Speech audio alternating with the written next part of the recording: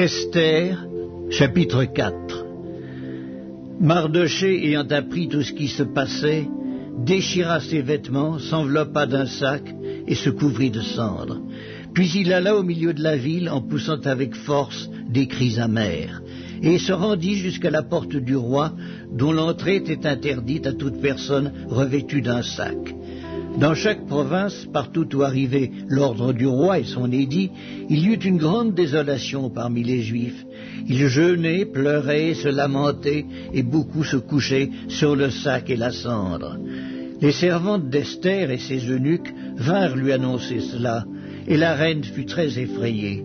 Elle envoya des vêtements à Mardochée pour le couvrir et lui faire ôter son sac, mais il ne les accepta pas. Alors Esther appela Hatak, l'un des eunuques que le roi avait placé auprès d'elle, et elle le chargea d'aller demander à Mardochée ce que c'était et d'où cela venait. Hatak se rendit vers Mardochée sur la place de la ville, devant la porte du roi. Et Mardochée lui raconta tout ce qui lui était arrivé, et lui indiqua la somme d'argent qu'Haman avait promis de livrer au trésor du roi en retour du massacre des Juifs.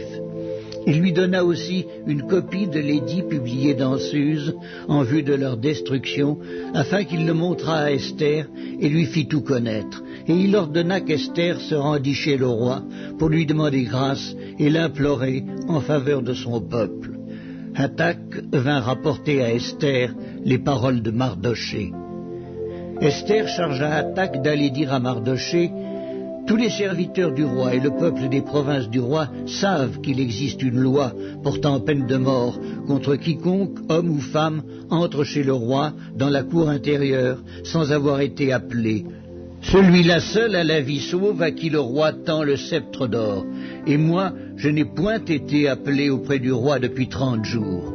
Lorsque les paroles d'Esther eurent été rapportées à Mardochée, Mardochée fit répondre à Esther: ne t'imagine pas que tu échapperas seul d'entre tous les Juifs, parce que tu es dans la maison du roi.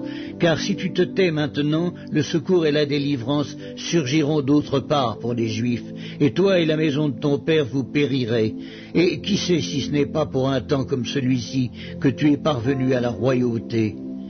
Esther envoya dire à Mardochée: va, rassemble tous les Juifs qui se trouvent à Suse, et jeûnez pour moi, sans manger ni boire pendant 3 jours, ni la nuit ni le jour. Moi aussi je jeûnerai, de même avec mes servantes, puis j'entrerai chez le roi, malgré la loi, et si je dois périr, je périrai. Mardochée s'en alla, et fit tout ce qu'Esther lui avait ordonné.